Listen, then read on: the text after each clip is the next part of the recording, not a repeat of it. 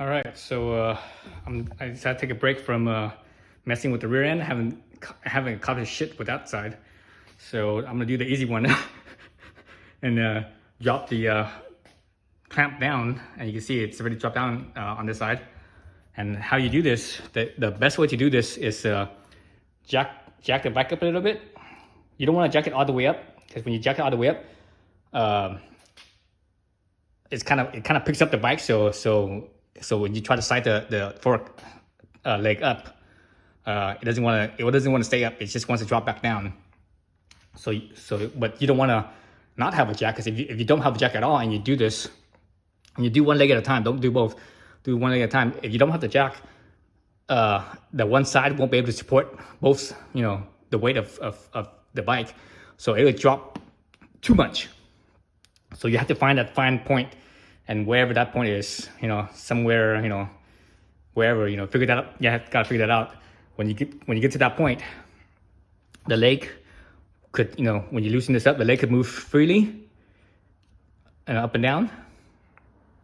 But at the same time, there won't be any resistance in it wanting to drop down because of the weight of the bike, nor is there anything to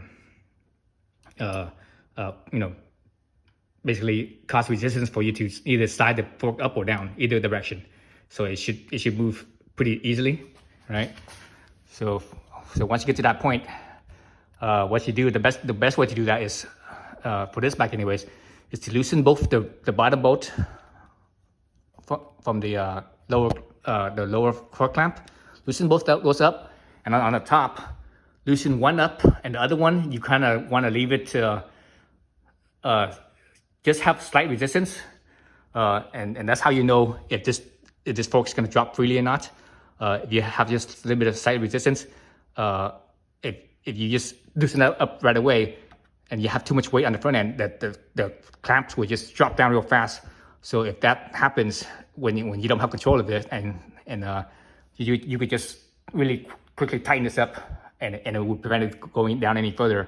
So that's when you know, okay, my jack wasn't set at the right spot. But anyway, so once you figure that out, you could just control the sliding with this one. Just feel for the slide. Once you feel like, okay, it's at a point where it's balanced, where the leg could go up and down freely without you having to worry about the leg either dropping down too quickly or the weight of the bike dropping down and the leg going up. So basically I was at that point, so I'm good.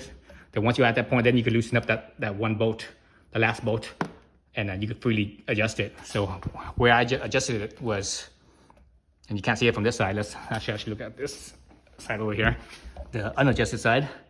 You see over here, oops. Let's see if I can see this. Okay, you can see right there, there's a flat spot here, and below that, there's the little grooves, the machining grooves, right? So I'm making the last mark where it's machined. I'm getting that line all the way, basically flush, just about flush with the clamp over here. So here, I'm not sure if you guys could see this or not. Let me see if I can focus in that one spot. Right in here, if you look, you can actually see the machining line right at the line of that of this clamp. So that's where I'm gonna cinch my bolts down. So that's as much as you could lower it. I do not recommend going any clamping on this machining spot, because the dimension here, I believe the dimension here is different from the flat spot. There's a slight difference. I'm not sure if it's smaller or bigger, but there is a difference, and you don't want to clamp on here. It wasn't intended to be clamped on. It's only intended to be clamped on where the smooth flat spot is, right? Looking at from the bottom side here, you can actually see the smooth flat spot. Now the top part of it now is exposed. So anyways, so that's how you adjust it. All right. So again, it's a good idea to use a jack. Otherwise, the weight of the bike will just drop down, and being clamped on one side and not the other, it's not enough. I've tried that before on other bikes, and man, I was like, oh shit, and the bike just wanted to drop down, and I was like, I'm by myself, so I was kind of in a pinch, and I I just had to like kind of let it drop and do whatever, you know. Then I had to bring a jack and jack it back up from the bottom to support the weight. And this is a relatively light bike, so it's not as bad, but on a bigger bike it's definitely worse. So that's how you adjust the fork leg clamp, and that's where I'm gonna do it. I mean, this adjustment here is, you know, less than half an inch. It's probably about maybe 3/8 of an inch or so, or just you know, somewhere between 3/8 and half an inch. So probably about, you know, around, I would say around 10 millimeters or so. All right, thanks for watching.